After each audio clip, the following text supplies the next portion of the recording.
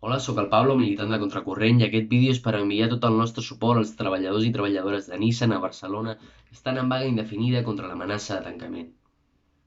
La setmana passada l'empresa tenia prevista la tornada al treball per produir 1.300 unitats compromeses amb Mercedes i altres ja venudes.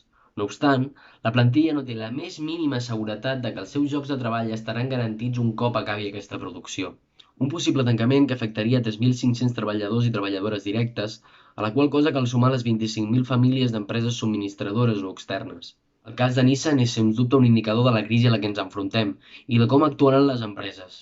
Les opcions per a les multinacionals semblen clares: tancar fàbriques deixant a milers de famílies a l'atur o mantenir-les obertes precaritzant enormement el treball.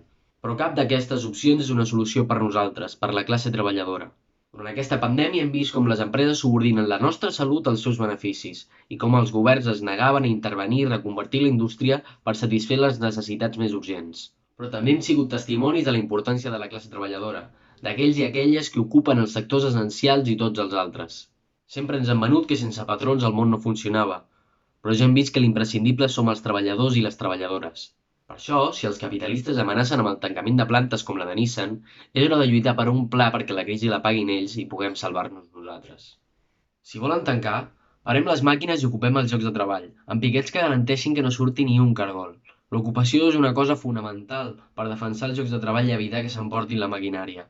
També per demostrar que no els necessitem, posant les fàbriques a produir sota control obrer i exigint la seva nacionalització per part de l'Estat, tant per garantir la font de treball com per assegurar-nos de que allò que produïm està al servei de la comunitat.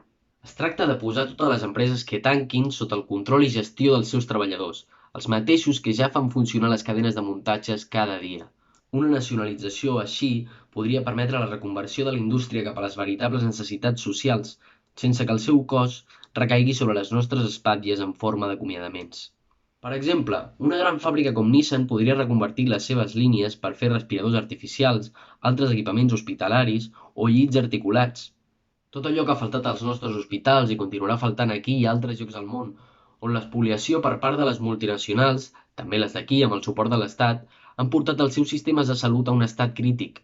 O produir vehicles col·lectius i no contaminants en comptes de seguir amb el model de cotxe privat, per transformar el model de mobilitat de les nostres ciutats i combatre el problema de les emissions.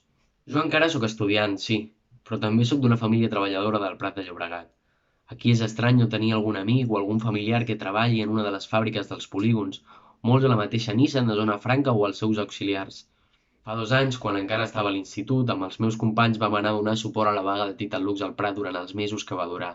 Recordo que m'hi vaig sumar a aquella lluita d'aquells que pensava que eren absolutament desconeguts i van resultar ser pares d'amics de la infància o gairebé família, literalment.